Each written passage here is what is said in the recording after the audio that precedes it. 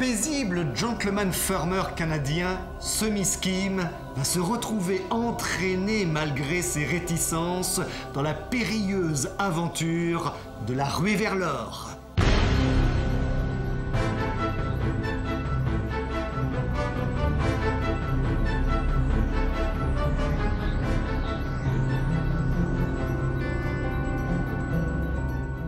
Semi Skim est un sympathique franco-canadien qui vit à la belle saison sur sa propriété non loin de Montréal, sans souci, sans ambition, de cette existence enviable du gentleman farmer. Sa fortune, sans être considérable, lui permettait de satisfaire ses goûts peu dispendieux, tels la pêche et la chasse qu'il pratiquait avec passion. De sa famille, il ne lui restait qu'un cousin, l'ingénieur Ben Radel, avec qui il partage sa maison. Le 18 mars de cette année-là, l'antépénultième année du 19e siècle, comme l'écrit Jules Verne, Semi Skim et Ben Radel apprennent d'un notaire qu'ils sont les héritiers d'un oncle lointain qui était allé chercher fortune dans différentes parties du monde sans jamais la trouver. L'héritage ? La possession d'une concession minière, le claim numéro 129, situé sur le 40 Miles Creek, dans le Klondike, une région située à l'extrémité nord du Canada et qui fait alors la une de la presse du monde entier. Depuis 1896, la découverte d'un filon d'or entraîne en effet dans cette partie isolée du monde une incroyable ruée vers l'or. Pour Semi Skim, la question de vendre le plus rapidement ce claim est évidente. Mais cette démarche l'est beaucoup moins pour son cousin Ben Radel. Il y a lieu de noter que les deux cousins, très unis d'ailleurs, n'avaient ni les mêmes goûts, ni les mêmes tempéraments.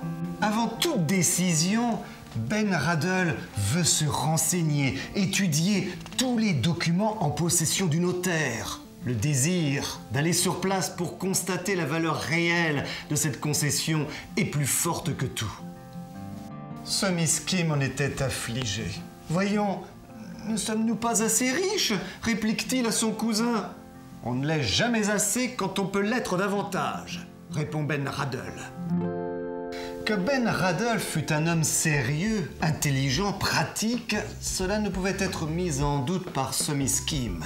Mais il n'en était pas moins inquiet de voir avec quelle ardeur son cousin se jetait sur cette proie si inopinément offerte à son ambition. Mais il n'était pas question non plus de le laisser partir seul pour le Klondike. Il l'accompagnerait, ne fût-ce que pour l'en ramener au plus vite. « Ben, mon cher Ben, reprit Semi Skim, tu me fais peur. Tu veux t'embarquer là dans une affaire où tu ne trouveras que peine et désillusion. C'est un voyage bien pénible que vont devoir effectuer les deux cousins en rejoignant tout d'abord Vancouver, en Colombie-Britannique, d'où, comme des milliers d'autres émigrants chercheurs d'or, ils remonteront vers les terres du Klondike. Au moment d'embarquer sur le navire dans le port de Vancouver, un passager brutal et au regard dur, suivi d'un compagnon, se démène furieusement pour être le premier sur le pont, repoussant, insultant ses voisins. « C'est ce damné de Hunter !» fait remarquer l'un des passagers à Semi Skim.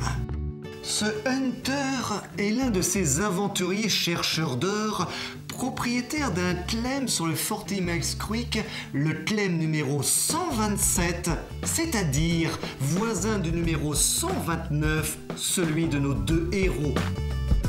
Assurément, fait remarquer Semi Skim, il n'y avait pas lieu de se féliciter que la fréquentation d'un pareil homme leur fût imposée. À bord du navire, la plupart des gens qui ne pouvaient se payer le prix d'une cabine étaient entassés sur le pont. Tout ce périple pour rejoindre le Klondike est une litanie de souffrances pour des pauvres gens, souvent en famille, qui partent dans cette ruée vers l'or, appâtés par l'espoir de la fortune, mais qui n'allaient pour la plupart qu'offrir leurs bras pour des concessionnaires. Il va falloir passer des cols de montagne, traverser des lacs par un temps glacial. Sur les chemins, une foule grouillante et tumultueuse avançait. Des véhicules de toutes sortes étaient rejetés sur les côtés. Des disputes et rixes opposaient ces aventuriers au milieu de rafales et de tourbillons de neige. il n'était pas rare de voir des cadavres de quelques pauvres émigrants tués par le froid et la fatigue. Enfin, après 2 mois de route, nos 2 cousins arrivent à Dawson City, la capitale du Klondike.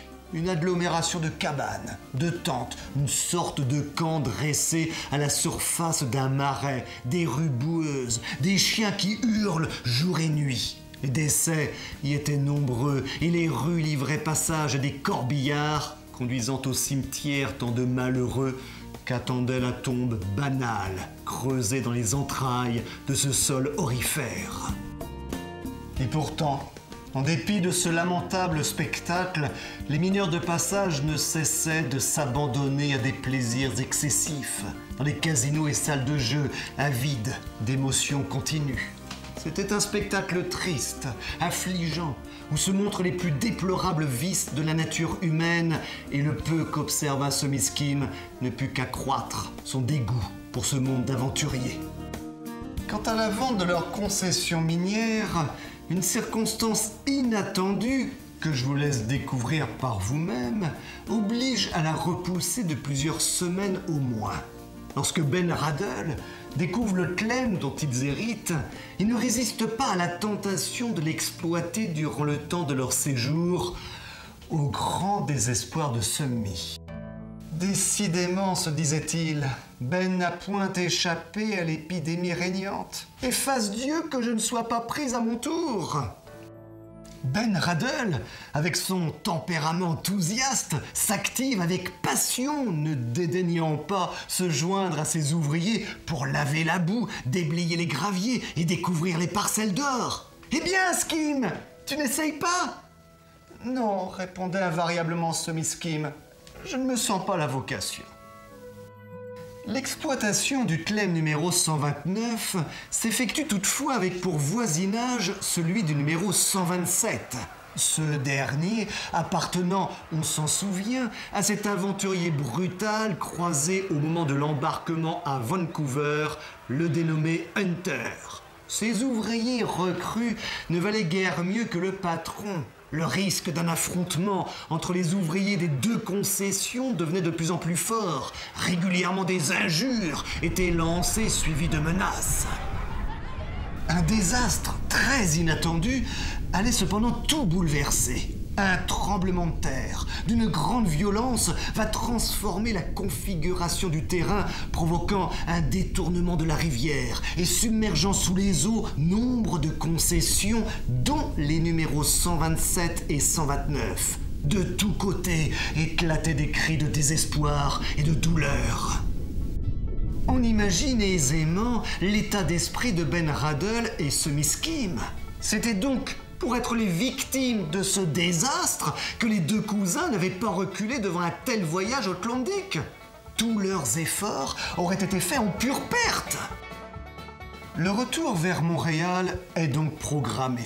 Et c'est alors que Ben Radel entend parler, dans une circonstance que je vous laisse découvrir, d'un gisement d'or extraordinaire, un lieu où il n'y aurait pas à remuer la terre pour en tirer l'or, car c'est la terre elle-même qui le rejettera de ses entrailles. Oui, c'est une montagne d'or, un volcan d'or qui est révélé à Ben Radel. Mais pour accéder à ce volcan d'or, c'est une véritable expédition qu'il va falloir mettre en place pour atteindre les régions boréales extrêmes.